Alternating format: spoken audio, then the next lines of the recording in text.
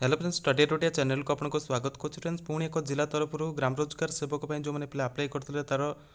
List आसी आपंकर क्यों मानकर आप्लिकेसन भैलिड अच्छी इनभैलिड अच्छी तार लिस्ट आसी सहित जो मानकर आप्लिकेसन इनभैलिड अच्छी जो ग्राउंड अच्छी इनभैलिड से दि जाइए तो से क्षेत्र में से चाहिए ऑब्जेक्शन रेज करेंगे केते दिन मध्य रेज करेंगे सहित आपंकर ऑब्जेक्शन रेज कला कौन डॉक्यूमेंट देवा पड़ो ना राइटिंग्स देवे ना ईमेल आईडी मेल करेंगे ना आपंकर डायरेक्ट ऑफिस जाकि ऑब्जेक्शन देवे सबकि डिटेल्स मुझे वीडियो जनइबी। तो ये प्रथम आप देखी ना यहाँ हूँ आपंकर जोटा कि valid invalid list application and आपंकर ये माने जोटा कि ये लिस्ट देखिए आप जापर आपंकर आप्लिकेसन भैलिड अच्छी कि इनभैलिड अच्छी सहित आपंकर आउ कौन ना ये जो लिस्ट आपंकर पब्लिश कराई एक्चुअली देवगढ़ जिला तरफ पब्लिश कराई जो आपंकर 50 टी GRS पोस्ट में नोटिफिकेशन आसाला पे अप्लाई करते। तो टोटल उपर केते पिला अप्लाई करते आपंकर लास्ट को वीडियो कहबी।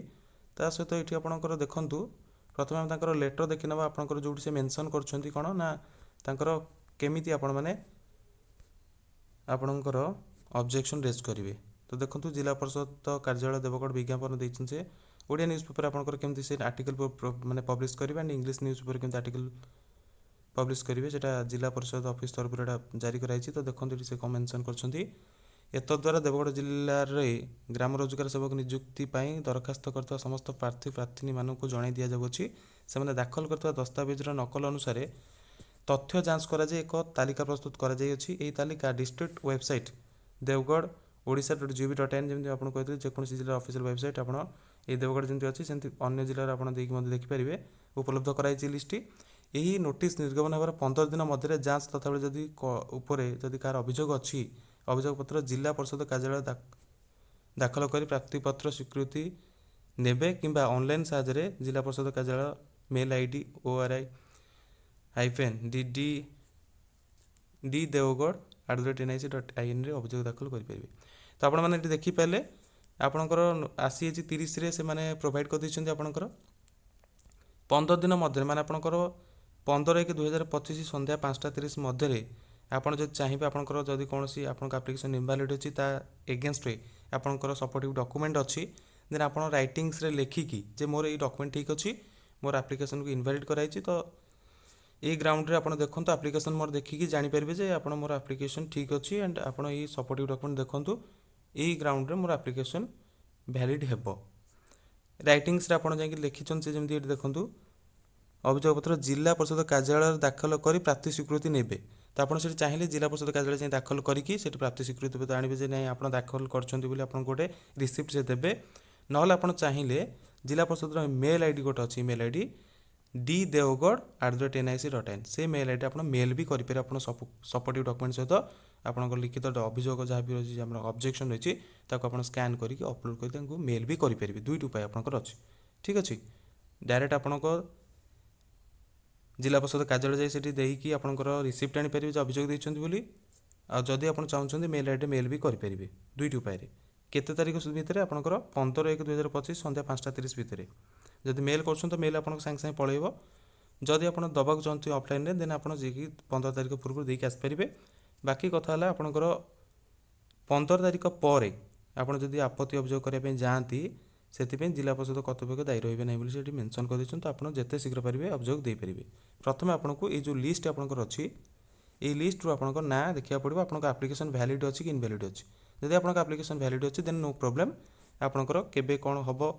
आपंकर केबे अपॉइंटमेंट हम कि केबे आपंकर डॉक्यूमेंट वेरिफिकेशन हम तापे गोटे स्वतंत्र लिस्ट पब्लिश करेंगे ये 15 दिन पर गला सब सरीगला पुणी पब्लिश करेंगे। ओके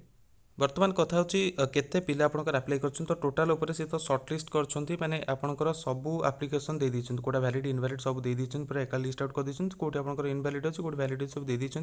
तो टोटल आपन जे देखछन लिस्ट 2089 एप्लिकेंट अप्लाई करछंती पोस्ट पे 50 टी आपनकर वैकेंसी थिला देवगढ़ रे।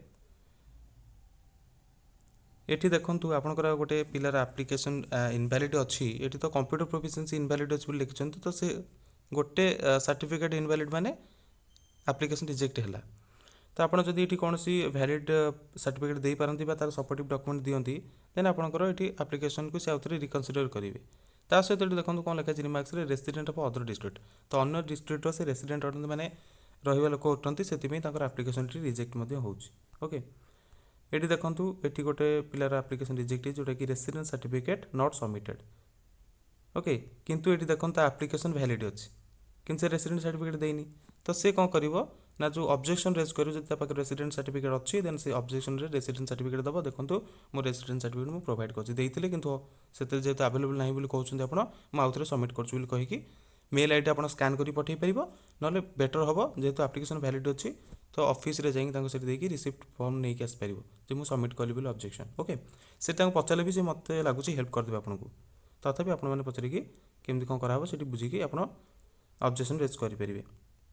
एटी देखंतु गोटे पिलार एप्लिकेशन इनवैलिड अछि ता सहित +2 सर्टिफिकेट मार्कशीट नॉट सबमिटेड तो +2 सर्टिफिकेट एंड मार्कशीट आपण को सबमिट करबो ता सहित computer proficiency represent valid certificate then provide करबो देन आपण को सब किछि ठीक ठाक रहइबो ओके तो ये हला आपण को अपडेट देखो किसी पिला पचाउछन्ती केते परसेंटेज सिलेक्शन हबो देखो एटी गोटे पिलार 46% अछि तार सर्टिफिकेट भी वैलिड अछि तो सिलेक्ट हबो काहे ना पिलाकर भलो परसेंट थाई कि भी जदी सर्टिफिकेट इनवैलिड रहिबो तल तो सेठी तार सिलेक्शन हबनी ना एटी गोटे पिलार 43.50% माने सर्टिफिकेट वैलिड अछि एटी गोटे पिलार देखंतु 71% मार्क रहिछि किंतु कंप्यूटर प्रोफिशिएंसी इनवैलिड माने सर्टिफिकेट जोटा से प्रोवाइड करछि एटा इनवैलिड माने गवर्नमेंट अप्रूवल सर्टिफिकेट नुहे तो कौन होला एठी तो कथा होछि कोन ना आपनको सब डॉक्यूमेंट प्रॉपर थिबा दरकार परफेक्ट थिबा दरकार देन आपनकर परसेंटेज सेठी देखा जिवन तो एमिति देखिया गले पाइप लांकर तो गवर्नमेंट अप्रूवल कंप्यूटर सर्टिफिकेट नथिबो देन तांकर एप्लिकेशन रिजेक्ट हबो तो लोएस्ट परफॉर्मेंस बा आगुरु जेमति आपनकर जोते भी सब आगुरु जीआरएस ग्राम रोजगार सेवक अपॉइंटमेंट पाइछंती से मानकर सबुठु हाईएस्ट परसेंटेज थिला हाईएस्ट परसेंटेज माने भलो